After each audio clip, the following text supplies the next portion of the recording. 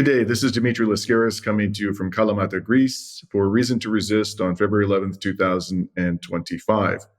Today, I'm very pleased to be joined by Professor Karim Batash. Karim is an assistant professor for the Faculty of Social Sciences at the Chinese University of Hong Kong. He's also the co-host of BettBeat Media, which provides an anti-imperialist leftist lens on global affairs. And he joins me today from Hong Kong. Thank you so much for joining us today, Karim. My pleasure, brother. My pleasure. So, Karim, shortly after Bashar al-Assad was deposed in Syria, some prominent geopolitical analysts in the alternative media reacted negatively to the fact that certain factions in Palestine and in the broader Arab world celebrated the downfall of Assad. And in the course of commenting on this, these analysts made sort of generic references to the Arabs in a very critical way. One of those analysts was Scott Ritter. As you and I discussed on your program, BettBeat Media, months ago, we had a discussion about Ritter's commentary at the time, and we didn't just talk about Ritter, there were others as well. And in that discussion, we took Scott to task for the sort of generalizations that he incorporated into his critique. Well, Scott's at it again, and one of the reasons I invited you onto the program, as you know, was to get your reaction to Scott Ritter's latest commentary. But before I ask you about this, I want to clarify, from my perspective, Karim, and for the benefit of our audience, this is not personal to Scott Ritter or any particular person. I think this is about principle. And I'm going to focus on Scott Ritter's commentary only because Scott has a large following and is quite influential. But his sentiments are by no means confined to his commentary. You can find many people of lesser stature and some of comparable stature who are expressing similar sentiments. And frankly, I'm fed up with it. So let's get right to it. I'm going to read the latest post from Ritter in this regard, and I'm going to ask you to comment on this, Karim. So this is a post on X from February 5th, 2025. And this is just after the world learned of the Donald's notorious plan to, as he put it, clean out Gaza. And Scott Ritter wrote as follows. Regarding Trump's plan for Gaza, this is what happens when the Palestinians and the rest of the Arab world fail to speak with a single voice about the issue of a Palestinian state. This is what happens when you empower a simp like Abu Mazen, who makes common cause with Israel. This is what happens when you let 9 million Zionists dictate the terms of coexistence to 473 million Arabs. If the Arab world won't defend the Palestinians' right to a homeland, this is what happens. When Abu Mazen criticizes Hamas, this is what happens. This is what happens when 2 million Gazans put the Arab world to shame by resisting Israeli genocide for 15 months. Egypt could say no, Jordan could say no, Saudi Arabia could say no, the Gulf Arab states could say no, and some might. But they don't mean it because they don't believe in Palestine, and that is the crux of the problem. So I'm just throw it over to you, Karim. What is your overall reaction to this commentary? Yeah, what can I say?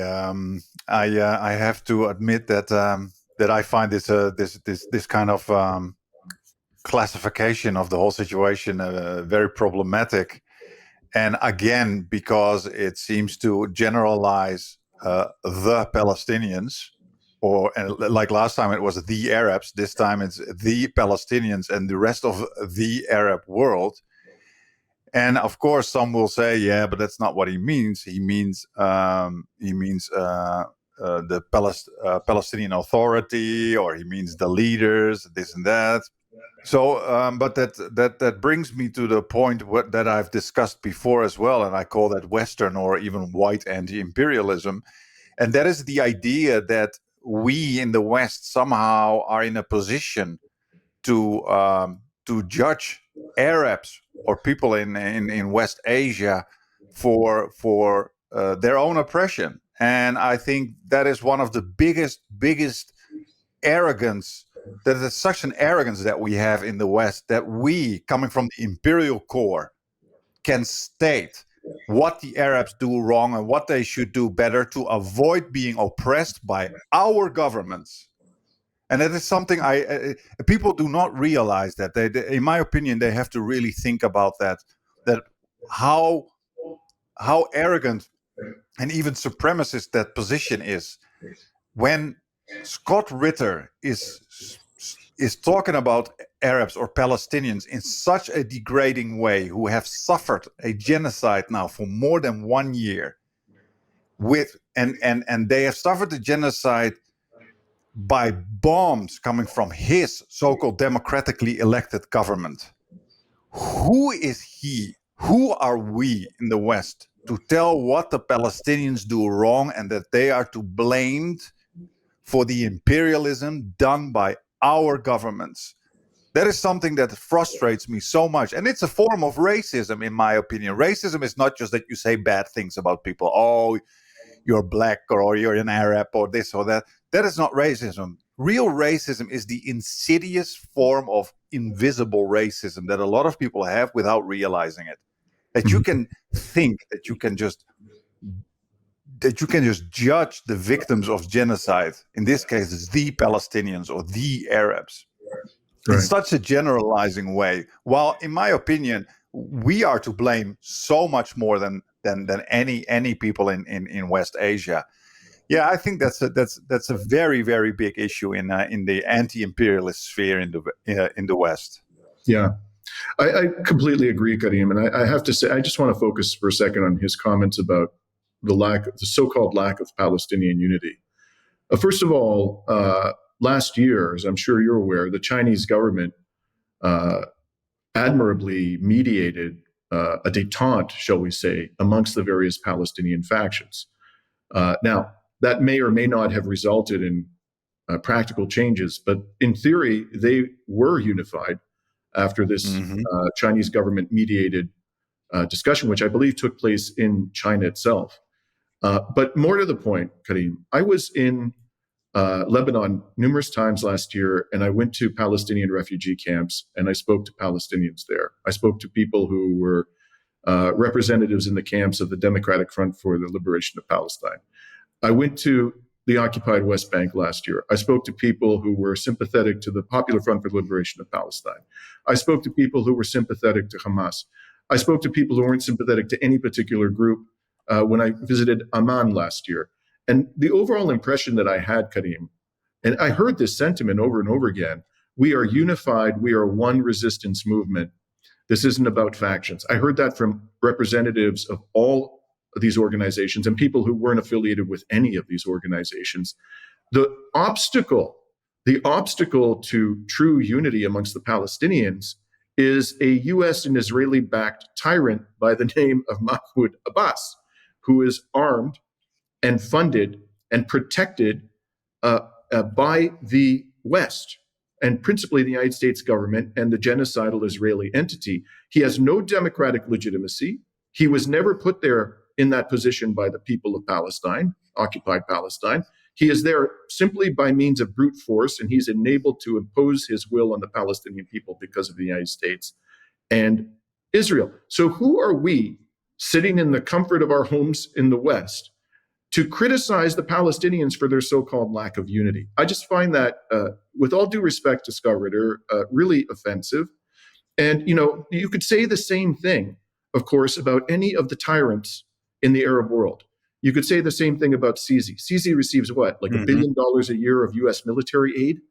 The man is a sadistic psychopath. I mean, Human Rights Watch has documented, US-based Human Rights Watch, that he is running what they described as a torture assembly line, where he's literally killing and torturing his opponents every single day. This man is backed by the US, and we're going to sit in the comfort of our homes in the West and criticize the Egyptians for being ruled by this man? We could say the same thing about the Jordanian autocrat. We could say the same thing about the Saudi crown prince. The day that Scott Ritter takes up arms, goes to Egypt, goes to Jordan, goes to the West Bank, and puts his life on the line, as many people in the region have done, to try to remove these tyrants from power. The day he does that, perhaps then he'll be entitled to criticize the Arabs, as he puts it, or the Palestinians, for not overthrowing these tyrants. But as long as he's not taking on the kinds of risks that they take on and would have to take on to remove these murderers from power, I don't think he's in any position to judge them. I just, anything else you want to add to that, Karim? Well, I think you touch on a very important point, and that is all these autocrats that are pro-Western. What people often forget to consider, and this is such an important point that in anti-imperialist spheres really needs much more attention, and that is that we are up against a structural machine that is so incredibly powerful. And what do we usually do? We individualize the blame. So we focus on the Palestinians, or we focus on certain factions in resistance groups, etc., etc. But the United States, and especially as a country that has the dollar as a reserve currency, has so much power that it can fund literally everything from color revolutions to HTS to vassal states to media outlets like CNN or even Al Jazeera. It has money like water to fund imperialism, let alone all these military bases. Mm-hmm. So you have a country, you have a nation that has so much money that it can literally control society, control countries such as Egypt, Saudi Arabia, you name it. It's all around the world. That is all around the world, and that is a structural power that these very poor resistance groups in West Asia are up against. And Right. then you say that the problem is a lack of unity of them, whilst they on so to speak on flip-flops are fighting the most powerful empire in the world that has money to fund imperialism on all levels. I mean, we had a show with Michael Hudson who tried to explain how that works, how the rest of the world is paying for the imperialism of the United States by through the use of the dollar as a trade currency. And this is so important to understand, instead of like keeping the discussion on the surface level. Oh, it's Hezbollah, it's this resistance group, it's that. Oh, they leave them, it's Iran. No, there is such a powerful machine that people are up against, and if we keep blaming like these surface level groups, we are actually playing the game of imperialism. We are actually engaging in the divide and conquer that keeps people divided. So to wrap up, what I'm trying to say is that we need, in my opinion, a more structural focus on what we are up against instead of putting the blame on individuals. What do you think, Dimitri? 100%. The only thing I have to add to that, excellent observation is that the people who are best positioned to stop, Israel likes to refer to Iran as the head of the snake. The true head of the snake is the U.S. oligarchy and the government in Washington, which it controls. That's the head of the snake. And the people who are best positioned to stop this are Americans themselves, the people who have the right to vote, the people who have the right to finance or not finance political campaigns. And when they were presented with an opportunity recently to remove from power this genocidal, lunatic, psychopath, zombie, Joe Biden, with whom did they replace Biden? Trump. Yeah. The man who's out there now, just basically like a bull in the china shop, destroying trade relationships, telling the Palestinians that if they don't release all the hostages, we're going to come back to this in a moment. And not just that. Sorry for interrupting, Dimitri, but not just that. There was a significant amount of people in the anti-imperialist sphere who were celebrating Trump and the people that he was appointing, like RFK and Tulsi Gabbard. All these figures who are imperialists. 100%.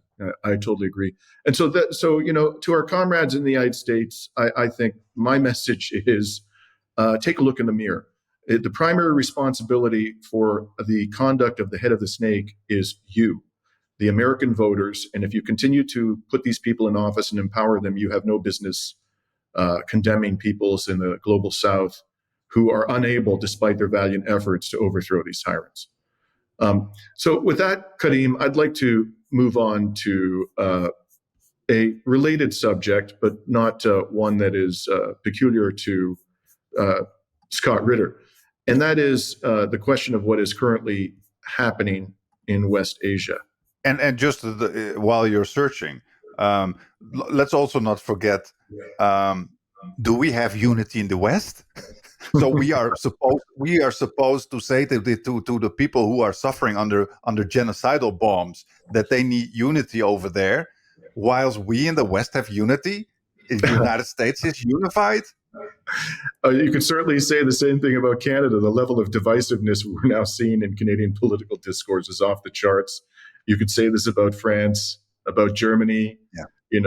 They're talking about, they've actually taken steps in European countries to squash when people do make a choice that the elites don't like, as in Romania. They just cancel the elections. You call that unity? I mean, in any event. Yeah, but also liberals versus conservatives, Trumpists versus Kamala Hive, and all that kind of stuff. I mean, there's hardly any unity in the West. You know what I mean? Yes, correct. So the subject I wanted to move to next is, the very question of these U.S.-backed regimes in West Asia and how they are responding to Trump's now notorious plan to quote unquote clean out Gaza. So I'm going to start actually with a meeting that took place between the Chinese government, the People's Republic of China, and various Arab ambassadors within the past few days. In a meeting with representatives of Arab states, China's vice minister for foreign affairs stated that, quote, Gaza belongs to Palestinians and is an inseparable part of Palestinian territory. He also said that, quote, China has always firmly supported the legitimate national rights of the Palestinian people. Now, around the same time, Russia's ambassador to the United Nations, Nebenzia, unequivocally rejected Trump's proposal to remove Palestinians from Gaza. China and Russia are founding members of the Brics, and they are increasingly influential militarily, economically, and politically in global affairs, and in particular in West Asia. And also, it bears pointing out that both Egypt and Saudi Arabia just became members of the Brics. Now, as I'm sure you know, Karim, Sisi, the Egyptian president, and the Jordanian king, and the Saudi autocracy have all categorically rejected Trump's plan to clean out Gaza of Palestinians. In fact, the Saudi crown prince, even before Trump announced this, in November of last year, described what Israel is doing as a genocide. Al-Turki, the former head of Saudi intelligence, was just said in an interview with Christian Amanpour that Trump's plan is a mad ethnic cleansing plan. That's the language he used. Sisi, in a press conference, said it's out of the question that the Egyptian people would never accept us taking Palestinians forcibly displaced from Gaza. And of course, the Jordanian monarch has even gone so far as to suggest this could result in a declaration of war. So my question to you, Karim, is someone who's in, the People's Republic of China, who's close to, very familiar with the dialogue and the sentiments in the political discourse in China. Do you think we are now potentially in a different world because of the Brics? Do you think it's possible that these Western-backed tyrants in West Asia who have repeatedly betrayed the Palestinian people might finally have reached the limits of their patience with American government arrogance and provocation, and now they have another game in town, they have another option, Brics? What do you make of these statements that we're hearing from the Saudis and from the Egyptians and the Jordanian leaders about their opposition to this ethnic cleansing plan? Yeah, that's difficult to say, to be very honest. I remember also Erdogan having great statements in the beginning and being severely disappointed by what happened. And I'm always disappointed by these leaders in West Asia when it comes to nice talk, but not a lot of action. I think a lot of these leaders in West Asia are just dependent on U.S. empire.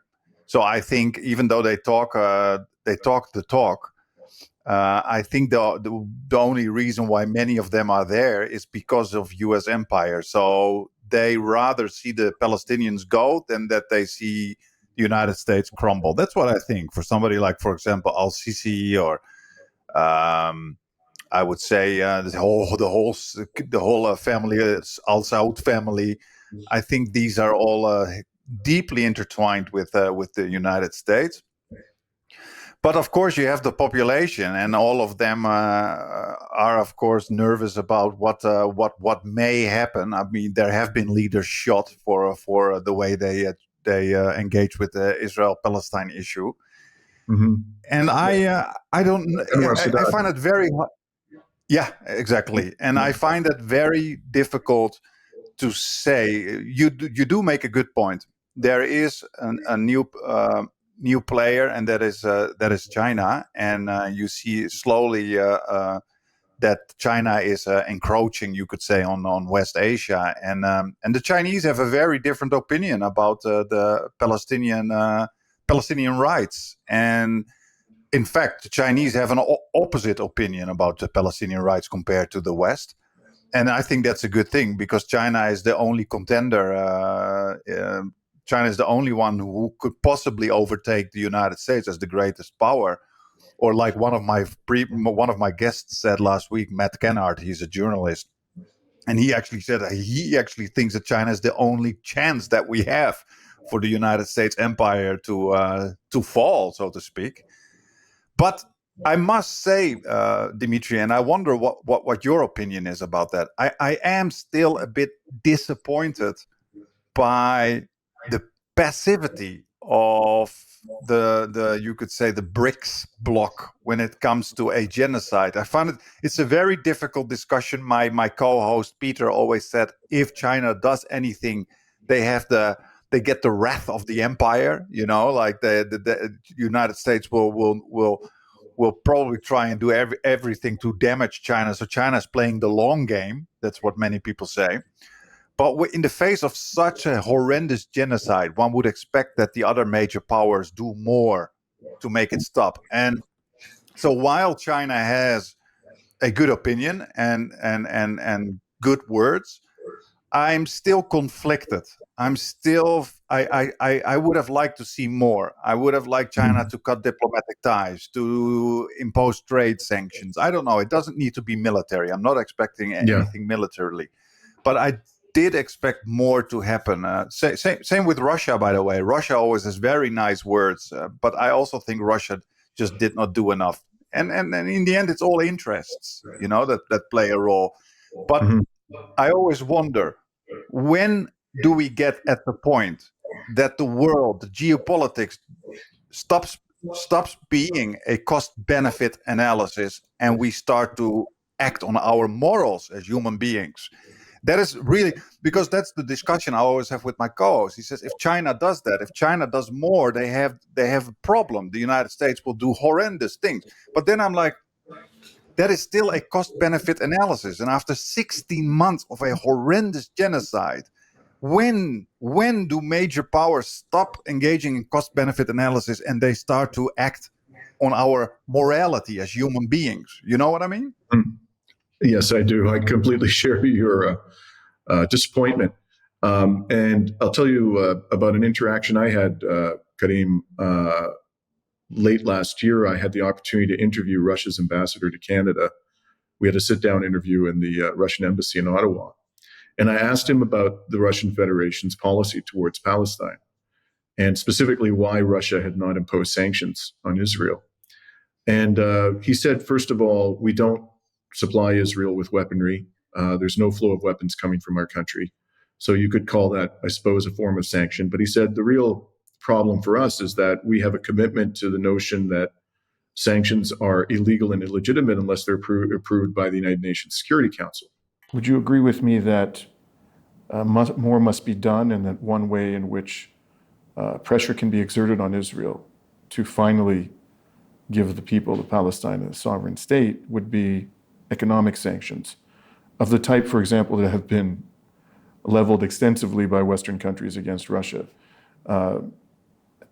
Is that something that the Russian Federation has done, or would contemplate doing in the case of Israel, applying well-targeted economic sanctions?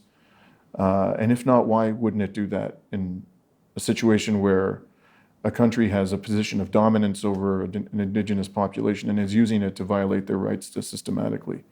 I would think this is a perfect case for economic sanctions, no? Well, two, three things. First of all, we never believed in unilateral economic sanctions. We believe that sanctions can be only introduced by the decision of the UN Security Council. Secondly, we don't trade, don't cooperate with Israel on technical military issues.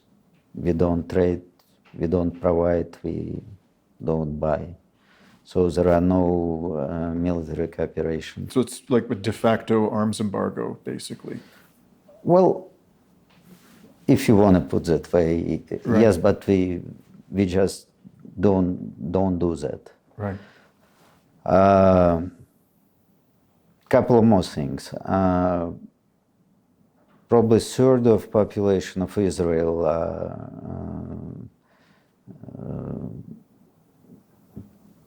people from Russia, of former Soviet Union. So they are our compatriots, if you want to put it that way. And secondly, Russia have been playing a mediating role in the Middle Eastern settlement for decades, since the creation of Israel and Palestine, and we want to be able to communicate freely, both with Israel and support and support our Palestinian friends as well. Mm-hmm. In this role, we need to be more diplomatic, I would say, without any harsh moves. However, we understand where the moral compass shows today. Right? Understood. And now, as a country that has been on the receiving end of wave after wave of unilateral Western imposed and very hypocritical sanctions, I understand the Russians' position. I suspect this also explains to a large degree the position of the Chinese government. But in my opinion, as a lawyer, under Article 1 of the Genocide Convention, these states have an obligation to impose economic measures on Israel, notwithstanding the United Nations Charter. They have an obligation to prevent genocide, and this overrides any requirement under the UN Charter that they seek UN Security Council approval of sanctions, and especially in circumstances where we all know that the United States, Britain, and France, one or all of them, would exercise their veto to prevent Israel from being sanctioned by the UN Security Council. They have an obligation to act. So whether they'll do that in the future, I think remains to be seen. I do think asking them to intervene militarily is probably not a good idea, because after all, we're talking about nuclear armed states, the United States and Israel, and they're crazy. Their leaders are criminally insane. So probably that would be a bridge too far, but economic sanctions, absolutely, they should do that. My question, however, Karim, is let's take it as a given that, however disappointing we may find it, they're not likely to be imposing severe sanctions on Israel, right? My question is, because China has the economic and political and military heft that it now has, and also Russia's military, political, and economic heft are on the rise as well. These autocrats, who I readily grant aren't concerned about the fate of the Palestinian people, they've proven that over and over again, they're now weighing up the risk of being overthrown, of a social explosion in their own countries if they are seen to be collaborating with the expulsion of millions of Palestinians from their homeland against the pain. And there's a certain level of pain that the U.S. can impose upon them, but they can replace the economic costs or mitigate the economic costs to their own regimes by pursuing better relations with China. China is already the largest trading partner of Saudi Arabia. So it's already making a bigger contribution economically to the Saudi economy and the wealth of the Saudi autocracy than the United States. Now, the U.S. has military bases all over Saudi Arabia. That's an obvious problem and concern, I'm sure, for the Saudi autocracy. But there is another option available to them which would enable them to mitigate whatever pain the United States tries to impose upon them if they don't take a step which would threaten the very existence of their own regimes. So that's the kind of calculus I think they might be going through. So it's not that I trust them to protect the Palestinian people. I absolutely don't. It's their own sense of self-preservation that I think might be, hopefully, at the end of the day, will cause them to stand firm and to say, no, we will not accept 2 million Palestinians or however many Palestinians you're going to forcibly displace from Gaza. I mean, do you think that we might be in that kind of a world now where they'll suddenly, I'm not saying they're going to sanction Israel, but they just may say, look, we're not going to support this plan and we're not going to accept these displaced Palestinians? I hope so. I hope so, Dimitri. I'm more of a pessimist. I've been disappointed too often in the past years when it comes to the multipolar world and Brics and et cetera, et cetera. I hope so. I want nothing more. But when I saw the whole situation with HTS in Syria and I saw Pezeshkian and Iran and suddenly the kind of passivity there and the no Russia, no China. I just don't know how to see it. And I do believe that if these countries think that they have an alternative, there is a chance that they will go towards they will go into the China route, so to speak. But yeah, don't underestimate the power of the United States. It has there's so much money, and don't forget it. The United States and Saudi Arabia are running media channels all over West Asia. They can control the narrative and rile up new ethnic tensions, and as long as China and Russia do not have an answer also to that kind of narrative dominance of the United States, I don't see a lot of change. I think that is also something that the BRICS bloc needs to work on to counter that imperial narrative that we see. It's so powerful and it riles up ethnic tensions everywhere and sectarian tensions everywhere.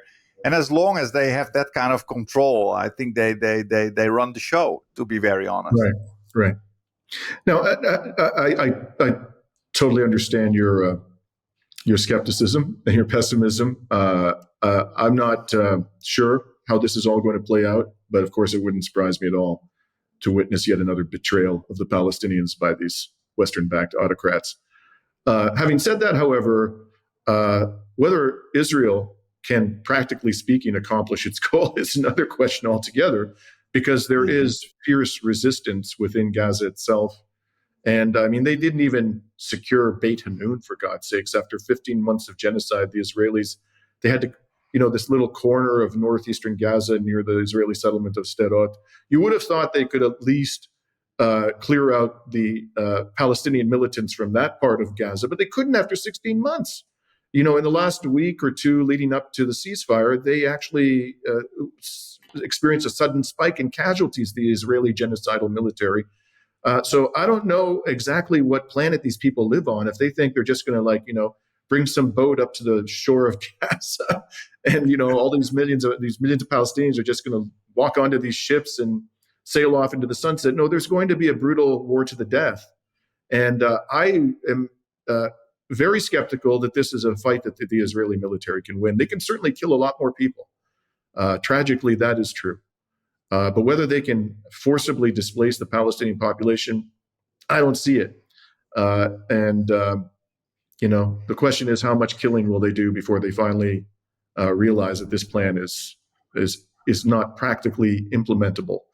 In any event, what is your read, Karim, since we're on the subject of the Palestinian resistance? If it comes to this, right? If the Saudi autocrat, the Egyptian, and the Jordanian puppets, they ultimately say, okay, we're going to play ball with Trump. How do you think groups like Hezbollah, Ansar Allah, and most importantly, because of its military strength, the Iranian government are going to respond? Yeah, again, I don't have a glass ball, but what's your sense? Iran, I must say. I'm sorry? Yeah. Oh, I said Iran is something is a question mark for me. I have no idea how that is going now under Pezeshkian. Iran seems to be very much in the background all of a sudden. I also don't think that Trump can pull this off. It's amazing how Trump just speaks about ethnic cleansing as if it's just fixing your car or something. It's completely devoid of any humanity and morality. I think it's fine. We're finally at the stage in the world that we can finally see the West for what it is. What you see Trump saying here and the journalists all asking about the logistics, not even questioning the morality or everything, just asking about the logistics. I think we are finally seeing the true face of the colonial West. So in that sense, I think we have a major improvement, because this is going to activate activism, which is sorely lacking in the West. There's just such we have been so propagandized in the West with a media system, education system, everything, that a lot of people, we have been so amazingly propagandized that we live in a part of the world where we are the most propagandized people on earth who think they are the freest. That is the most amazing part of the West. Karim, I totally agree. Like you, I spent a lot of time in the non-Western world. I concluded some time ago that the Western populations are the most propagandized on God's green earth. Sorry, I totally agree. Exactly. Yeah. And I am teaching Chinese students, and what they know about history, what they know about colonialism, what they know about the Palestine conflict, what they know is so much better than what we know in the West, or at least what we know when we come out of high school or start studying at the university, and that we still have the arrogance to know everything better, and that we are free. And in other parts of the world, like China, people don't know anything because they are not free. And we have to teach them this. When that gets back to that whole Twitter comment from Ritter, we know better. I mean, we are so incredibly propagandized. And like I said, I think we are now finally living in the mask off moment, not for the global South, not for people in China or West Asia or Africa or Latin America. No, we're finally living in a mask off moment for our own people, for Westerners, because we literally thought that we live in a part of the world where everything's free and human rights. But it's the other way around. It's the rest of the world who has more humanity than we do. You know what I mean? Yeah, sorry, I'm a bit digressing, but no, not at all. This is actually very, very important. It's seeing the unadorned depravity of the White House is refreshing in a horrifying sort of way. It was so much more maddening to listen to Biden express sympathy and Kamala Harris and Bill Lincoln, those poor Palestinians who got to help those Palestinians.